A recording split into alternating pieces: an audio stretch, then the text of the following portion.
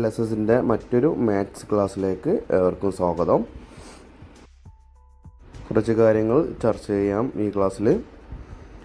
അതിൽ ഒന്നാമത്തെ ചോദ്യം ഇങ്ങനെ ആയിരുന്നു: സനു കടയിൽ നിന്നും 645 രൂപയുടെ സാധനങ്ങൾ വാങ്ങി 2000 രൂപ കൊടുത്തു. ബാക്കി എത്ര രൂപ കടക്കാരൻ സനുവിന് നൽകിയിട്ടുണ്ടായിരിക്കും എന്നാണ്. 2000 കൊടുത്ത് അതിൽ നിന്നും 645 രൂപ കിഴിച്ച് ബാക്കി വരുന്ന സംഖ്യ 1355 എന്നുത്തരം ലഭിക്കും. അടുത്ത ചോദ്യം കുടുംബ ബജറ്റാണ്. ഏപ്രിൽ മാസമാണ്, ശ്രദ്ധിക്കുക, ഏപ്രിൽ മാസമാണ്. അച്ഛന് ജോലിക്കാരനാണ്. 800 രൂപ ദിവസക്കൂലി കിട്ടും. അച്ഛൻ മാസത്തിൽ 4 അവധി എടുക്കുന്നുണ്ട്. അമ്മ വീട്ടിൽ പശുവിനെ വളർത്തുന്നുണ്ട്. എല്ലാ ദിവസവും 40 ലിറ്റർ പാൽ ലഭിക്കുന്നു. 1 ലിറ്ററിന് 25 രൂപ കിട്ടും. കുടുംബത്തിലെ ചെലവിനങ്ങളാണ് പറയുന്നത്. ഭക്ഷണത്തിന് 5000 രൂപ, വസ്ത്രം, TV, പത്രം എന്നതിന് 2200 രൂപ, മറ്റിനങ്ങൾക്ക് 1300 രൂപ, യാത്രാ ചെലവിന് 2500 രൂപ. ഇനി ചോദ്യം ഇങ്ങനെയാണ്: കുടുംബത്തിലെ വരുമാനം എത്ര?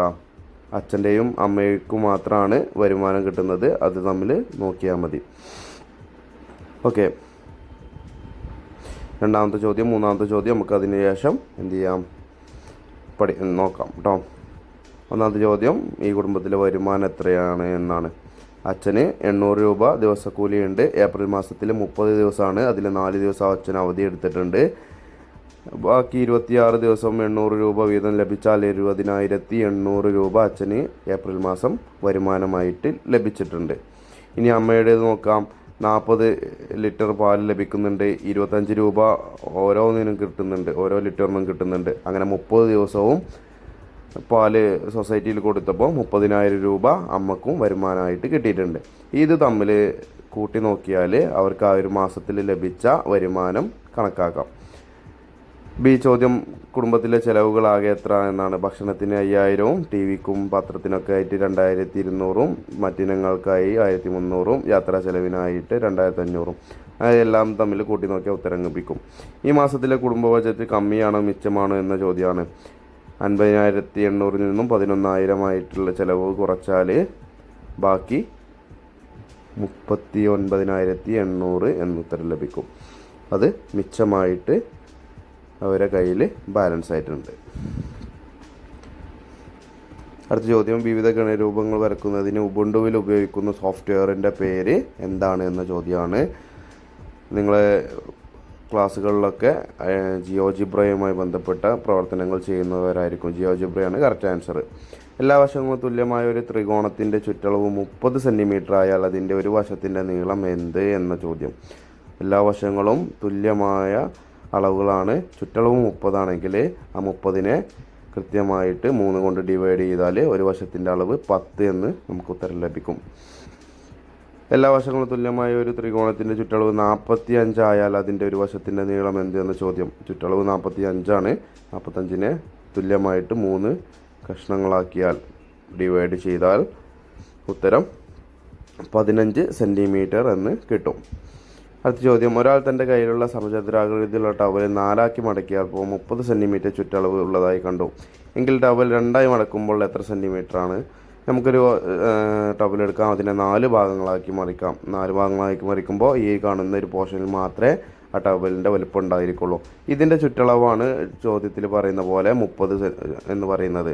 അതിനെ തുല്യമായിട്ട് വീതിച്ചാൽ 7.5 എന്നുത്തരം ലഭിക്കും. ഇനി ഇതിനെ 2 ആക്കി മടക്കുമ്പോൾ, ഒരു മടക്ക് കൂടി നിർത്തി നോക്കുമ്പോൾ ഇങ്ങനെ ഈ ഒരു പോർഷൻ മാത്രമാണ് വരിക. അപ്പോൾ ഓരോ ഭാഗത്തിൻ്റെയും 7.5കളാണ് അല്ലേ. അപ്പോൾ എല്ലാ വശങ്ങളിലും 7.5 കൃത്യമായിട്ടുണ്ടായിരിക്കും. എല്ലാ ചുറ്റുപാടുള്ള എല്ലാ നോക്കുമ്പോൾ 45 എന്നുത്തരം ലഭിക്കും. ഒരാൾ തൻ്റെ കയ്യിലുള്ള സമചതുരങ്ങളുടെ ടവൽ 4 മടക്കിയപ്പോൾ 28 ചുറ്റളവ് കിട്ടി. ടവൽ നിർത്തിയപ്പോൾ അതിൻ്റെ ചുറ്റളവ് എത്ര എന്ന ചോദ്യം.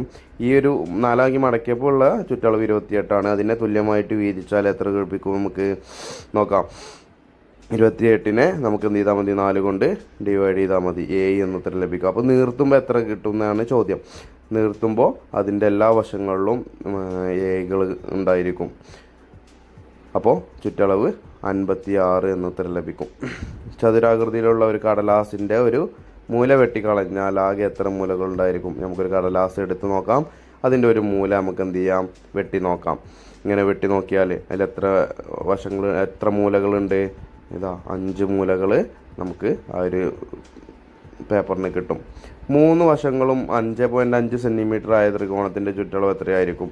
ഒരു വശം എല്ലാ വശവും തമ്മിൽ എന്ത് ചെയ്താൽ മതി? ഗുണിച്ച് നോക്കിയാൽ മതി. തുല്യമായതുകൊണ്ട് 3 കൊണ്ട് ഗുണിച്ച് നോക്കിയാൽ മതി. 16.5 എന്ന് ലഭിക്കും. ഒരു തീപ്പെട്ടിക്ക് എത്ര വശങ്ങളുണ്ട് എന്ന ചോദ്യം. നമ്മൾ ഡൈസ് കാര്യങ്ങളൊക്കെ തീപ്പെട്ടിയുമായി ബന്ധപ്പെട്ടാണ് അല്ലേ. അതുപോലെ 6 ഫേസുകളായിരിക്കും. ഇവിടെ പ്രത്യക്ഷത്തിൽ കാണുന്നത് 3 എണ്ണമാണ്. അതിൻ്റെ എല്ലാ ഓപ്പോസിറ്റിലും 3 ഫേസുകൾ ഉണ്ടായിരിക്കും. അപ്പോൾ 6 ഫേസസ് ആണ്. ചതുരാകൃതിയിലുള്ള കൃഷിത്തോട്ടത്തിന് 20 മീറ്റർ നീളം 10 മീറ്റർ വീതിയുണ്ട്. അപ്പോൾ കൃഷിത്തോട്ടത്തിൻ്റെ ചുറ്റളവ് എത്രയാണെന്നാണ് ഇതിൻ്റെ 60 എന്ന ഉത്തരം ലഭിക്കും. 2 വശങ്ങളിലും നോക്കിയാൽ മതി. തോട്ടത്തിൻ്റെ ചുറ്റും 4 വരി കമ്പി വേലി കെട്ടാൻ എത്ര മീറ്റർ വേണ്ടി വരും? 60 1 മീറ്റർ, ഒരു വട്ടം ചുറ്റി വേലി കെട്ടാൻ. അപ്പോൾ 4 വട്ടം ചുറ്റാൻ 60 × 4 കൂട്ടി നോക്കിയാൽ മതി. 1 മീറ്റർ കമ്പിക്ക് 10 രൂപ വിലയാണെങ്കിൽ ആകെ എത്ര രൂപ ആകും? 240 മീറ്ററാണ് നമുക്ക് വേണ്ടത്. അതിന് 10 കൊണ്ട് ഗുണിക്കുമ്പോൾ നമുക്കതിൻ്റെ ഉത്തരം ലഭിക്കും. 23 രൂപയാണെങ്കിലോ 10 രൂപയ്ക്ക് പകരം 23 രൂപയാണെങ്കിലോ 240നെ 23 കൊണ്ട് ഗുണിച്ച് നോക്കിയാൽ 5520 എന്ന് ഉത്തരം ലഭിക്കും. 88 സെൻറ്റിമീറ്റർ നീളമുള്ള ഒരു കമ്പിയുടെ പകുതി ഭാഗം ഉപയോഗിച്ച് നിർമ്മിച്ച സമചതുരത്തിൻ്റെ ഒരു വശത്തിൻ്റെ നീളം എത്ര ആയിരിക്കും എന്ന ചോദ്യം. 88 സെൻറ്റിമീറ്റർ നീളമുള്ള ഒരു കമ്പി എടുത്തിട്ടുണ്ട്. അതിൻ്റെ പകുതി എടുത്തിട്ടുണ്ട്, 44 സെൻറ്റിമീറ്റർ എന്ന് ഉത്തരം കിട്ടിയിട്ടുണ്ട്. അത് ഉപയോഗിച്ച് ഒരു സമചതുരം നിർമ്മിച്ചിട്ടുണ്ട്. അപ്പോൾ അതിൻ്റെ ചുറ്റളവ്, ഓരോ വശത്തിൻ്റെ അളവ് എത്രയായിരിക്കും? 44 ആയിരിക്കും അതിൻ്റെ ചുറ്റളവ്. അതിനെ 4 കൊണ്ട് ഡിവൈഡ് ചെയ്താൽ ഒരു വശവും 11 എന്ന് ഉത്തരം ലഭിക്കും.